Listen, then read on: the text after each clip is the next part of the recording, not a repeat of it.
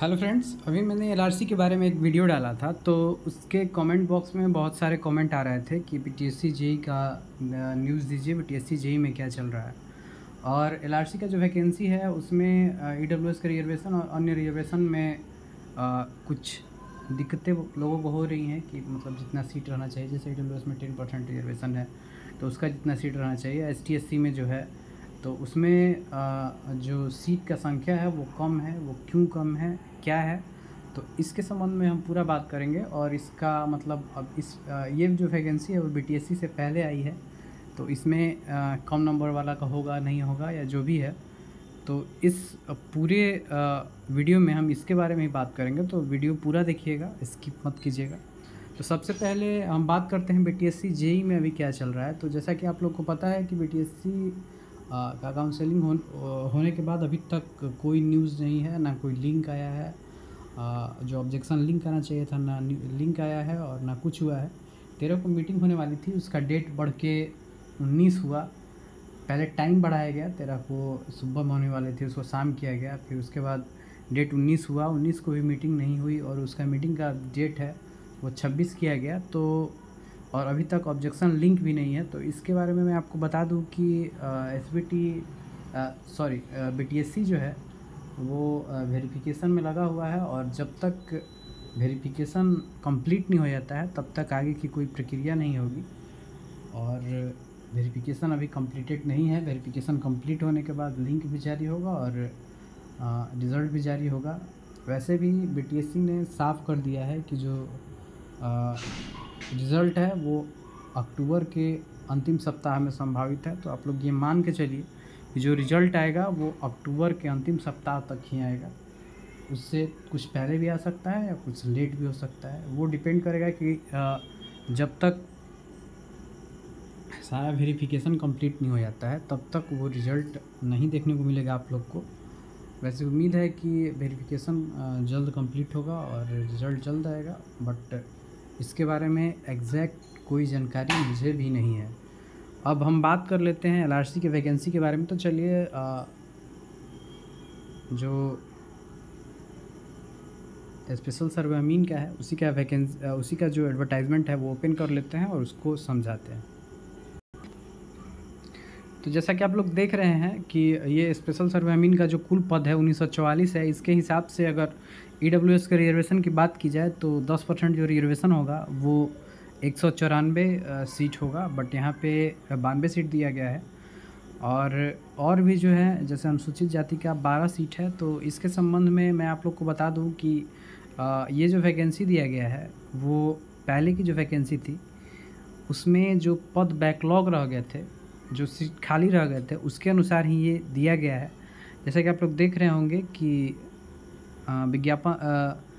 ज्ञापांक 2401 दिनांक 18/7/2007 तथा संकल्प संख्या 12/534 दिनांक 17/9/2018 में निहित शर्तों एवं प्रक्रियाओं के अधीन भू अभिलेख एवं परिमाण निदेशालय राजस्व एवं भूमि सुधार विभाग के अंतर्गत विशेष सर्वेक्षण अमीन के नवसृजित पदों के विरुद्ध, पहले जो पद नवसृजित हुए थे उन्हीं के विरुद्ध में विशेष सर्वेक्षण अमीन का संविदा के आधार पर नियोजन के लिए ये जो पद जारी किए गए हैं। तो मेरे हिसाब से जो है मुझे यही समझ में आ रहा है कि ये जो वैकेंसी है वो जो बैकलॉग है, जो सीटें रिक्त रह गई हैं, पहले वाला जो विज्ञापन जारी हुआ था उसके संबंध में ही दिया गया है। और वैसे इसको क्लियर कर देना चाहिए था, जो इसमें क्लियर नहीं है। उसके बाद एक और चीज़ है जो बहुत ही कंफ्यूजिंग है, वो मैं आप लोग को बता दूं कि बिहार राज्य के सरकारी पॉलिटेक्निक महाविद्यालय एवं एआईसीटी से संबंध तथा मान्यता प्राप्त पॉलिटेक्निक संस्थानों से सिविल इंजीनियरिंग में डिप्लोमा प्राप्त अभ्यर्थियों के लिए आरक्षण कोटिंग में 40% का रिजर्वेशन दिया गया है। तो पहले ये जो रिजर्वेशन था वो केवल एसबीटी के जो गवर्नमेंट कॉलेज था उनको दिया गया था।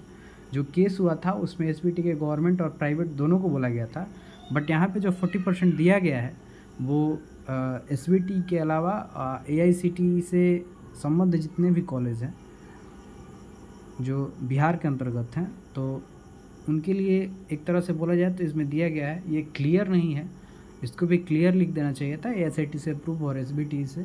अब पता नहीं क्या बात है और किस आधार पे इसको दिया गया है। मे भी हो सकता है कि गवर्नमेंट ने सबके लिए दिया हो जो बिहार में है। जितने भी कॉलेज हैं उनके लिए, और इसको भी क्लियर करना चाहिए था। ये पॉइंट भी क्लियर नहीं किया गया है।